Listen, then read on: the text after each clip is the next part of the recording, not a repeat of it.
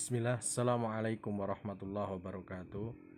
Alhamdulillahirabbil alamin.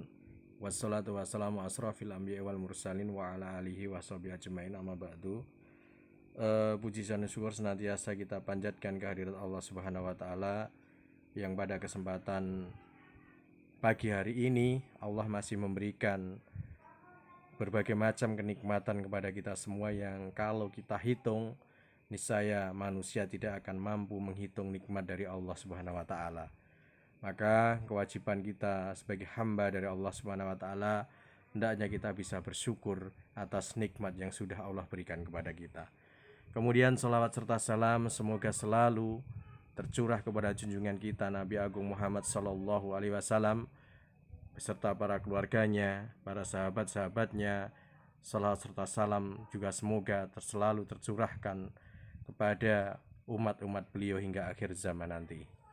Baik anak-anakku yang dirahmati Allah Subhanahu wa taala, masih bersama dengan Pak Eko masih membahas tentang diskusi yang pada pertemuan yang kemarin kita sudah membicarakan tentang sistematika makalah ya. Mulai dari bagian pendahuluan, pembahasan, dan yang terakhir adalah kesimpulan. Kemudian pada kesempatan kali ini kita masih melanjutkan pembicaraan kita, yaitu tentang apa itu namanya bibliografi atau daftar pustaka ya. Bibliografi atau daftar pustaka.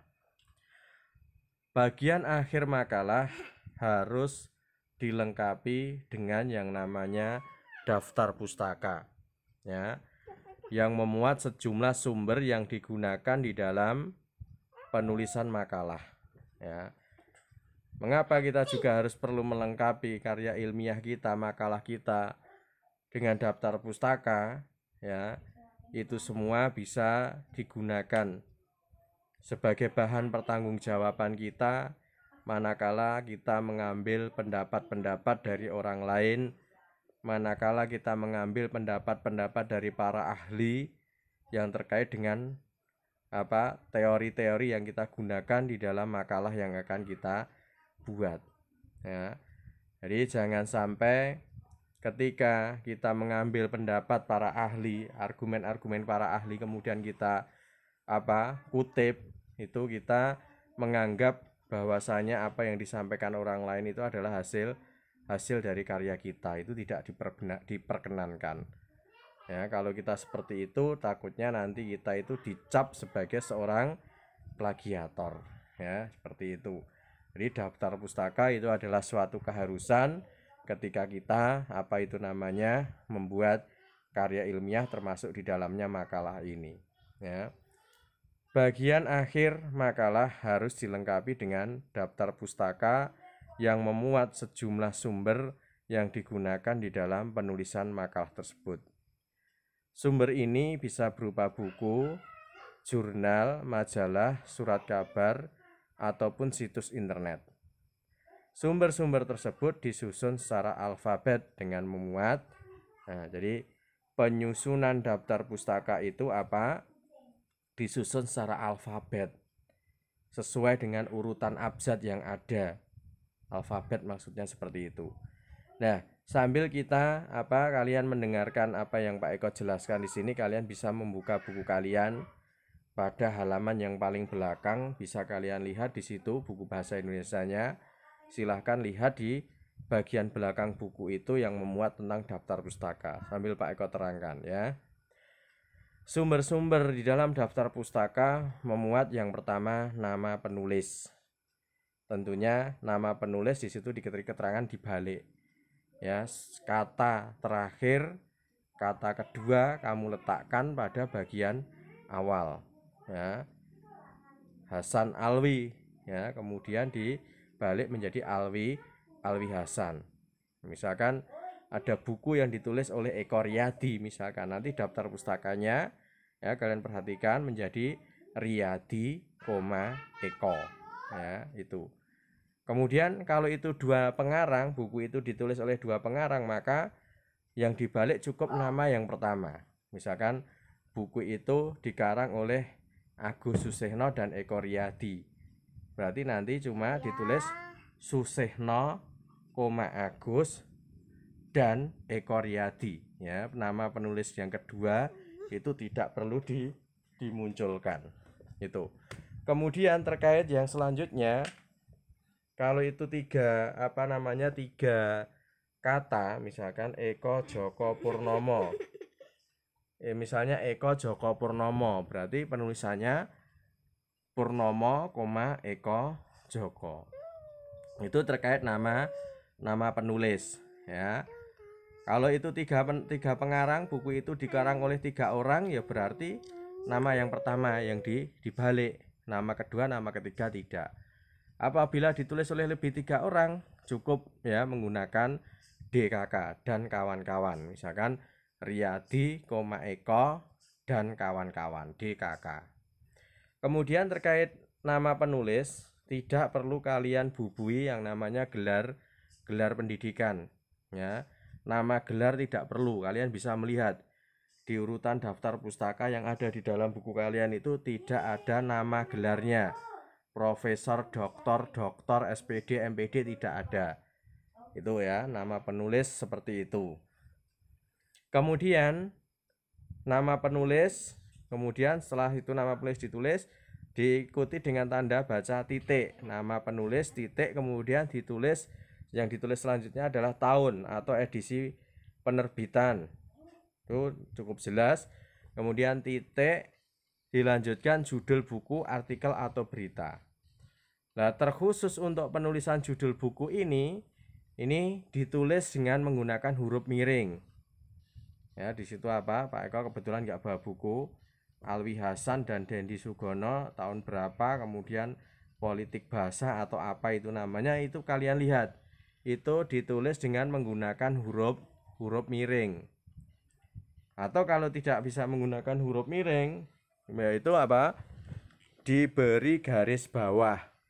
Ya, diberi garis bawah itu terkait dengan penulisan judul buku. Kemudian titik, setelah ditulis judul bukunya, titik, kemudian kota terbit. Kota terbit misalkan Jakarta, dan yang terakhir nama penerbit. Antara kota terbit dan nama penerbit itu dipisahkan dengan tanda titik 2 ya. Jadi seperti itu. Sebagai contoh, pokok pikiran karangan kita itu diperoleh dari buku yang ditulis oleh Eko Sasih yang berjudul Cerdas Berbahasa, yang berjudul Cerdas Berbahasa Indonesia. Kita dapat menuliskannya dalam daftar pustaka sebagai berikut. Ya, sebagai berikut. Misalkan ini ya. Ya. Tadi Engkos Kosasih ya, atau Eko Sasih ya, ditulis menggunakan Kosasih, E. Eko Sasih itu Engkos Kosasih, ditulis Kosasih, E ya. Kemudian titik 2016 tahun terbitnya. Kemudian langsung ditulis judulnya apa di situ. Judulnya adalah Cerdas Berbahasa Indonesia ya. Jakarta -2 Erlangga, seperti itu. Dalam daftar pustaka tersebut, di samping nama penulis dan judul bukunya, harus dicantumkan tahun terbit, nama, dan kota tempat buku itu diterbitkan. Ya. Ada pertanyaan? Tidak ada ya. Jadi untuk bibliografi seperti itu. Ya, urut-urutannya seperti itu, alfabet seperti itu. Kemudian di dalam daftar pustaka itu tidak perlu kalian berikan nomor urut. Di situ juga tidak ada Alwi Hasan itu nomor 1, nomor 2-nya setelah A, kemudian Khair Abdul, kemudian Dedi atau apa, Depdikbud dan lain sebagainya. Itu intinya tidak perlu diberi nomor urut. Ya, cukup dengan disusun secara alfabet.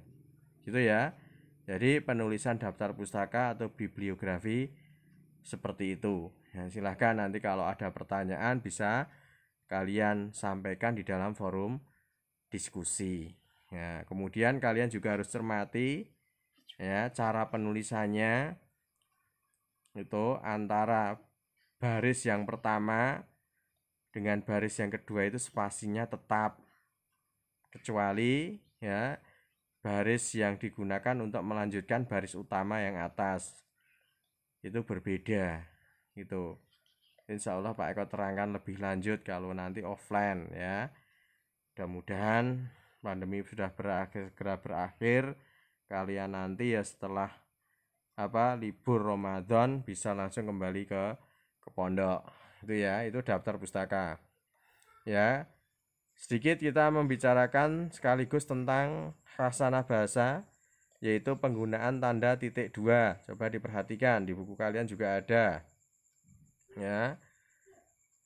Tuh penggunaan tanda titik dua. Ya. Kalian bisa baca-baca sendiri. Nanti kalau ada pertanyaan silahkan disampaikan di forum diskusi. Sekian yang bisa Pak Eko sampaikan, kurang lebihnya Pak Eko mohon maaf. Bila taufiq walhidayah. Assalamualaikum warahmatullahi wabarakatuh.